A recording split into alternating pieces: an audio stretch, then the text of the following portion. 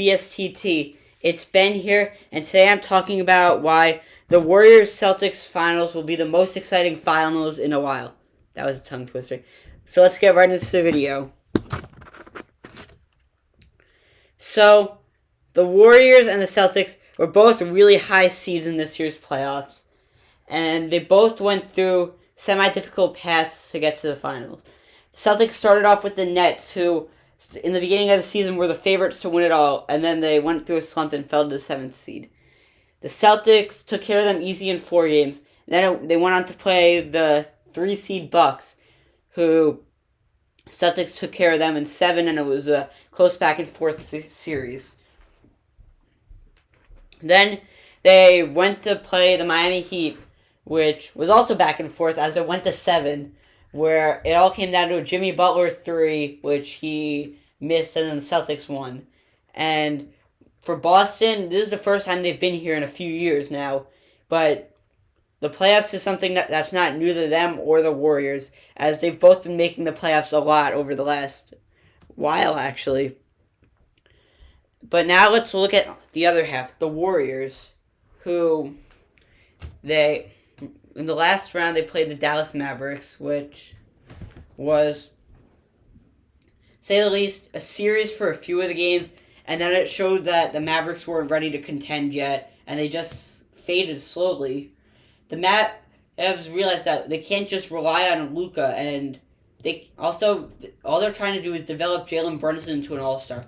And I think at best he'll be an above-average player. I think he's not an all-star. I don't think he's an all-star caliber player. I think he'll be a solid player who will average like 14, 5, and 5 in his career. He's a solid player, but not what they're trying to get him to do. So I think instead they have to trade for a piece to help Luka. But moving on, they also played the Nuggets, and they played the Grizzlies. The Grizzlies series, I know they didn't have Ja for a little, but the Warriors took care of them easily.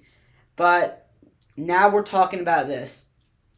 Both teams have gone through stuff throughout the years, and although the Warriors, but I think this Steph, Clay, Draymond, and Iguodala is their sixth final, because they had 4 against Golden State, 1 against Toronto, and now 1 against Boston.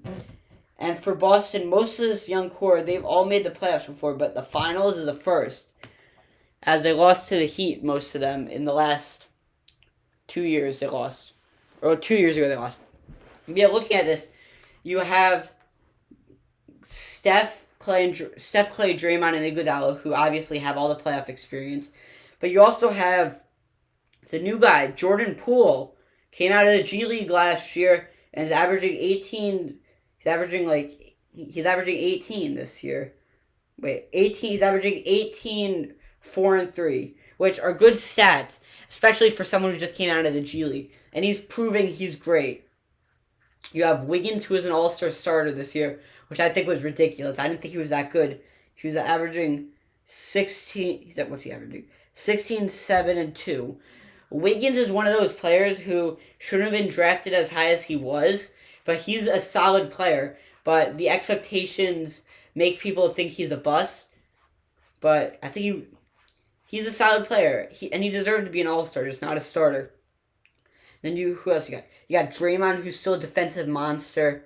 Jonathan Kuminga, who they drafted last year. And I didn't hear that much about him this season, but he's been putting up solid stats. And you got GP the second, Gary Payton's son, who's a monster this year. He's averaging 6, 3, and 1.5. But it's not about the numbers he puts up. When he plays, it's the electricity he brings to the atmosphere. He's great. And I said this in my last video. The Warriors are one of those teams that it's not like they run through one superstar and they just keep giving the ball to Steph. That's not what they do. They find the open man. They give it to whoever. They give it to everyone. Steph's averaging 26, but you also have a total of 4 people averaging above 15. That's great. That's just like in hockey, the Rangers this year, we had 4 players with 70-plus points. It means you share the puck a lot. or the ball in this case. But now looking at Boston's side, you have Jason Tatum, who's been proving time and time again that he's the best young player in the league. And why Celtics were smart to trade down to get him. But yeah, he's averaging great numbers with like 27, 7, and 6. And then you got Jaylen Brown also. The two of them, I'd say they're a top 5 duo in the league for youngsters.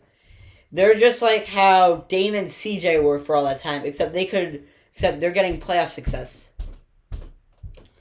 But you also have Marcus Smart, Defensive Player of the Year. First guard to win in a while. And he's playing great. Marcus Smart is the leader of this team. You saw the other day at the Heat, against the Heat, when his ankle, it looked terrible. He went down, and I think it was Kyle Lowry fell on him. And if I'm being honest, I thought his ankle snapped in half. And he came back later that game. And people were saying he was faking.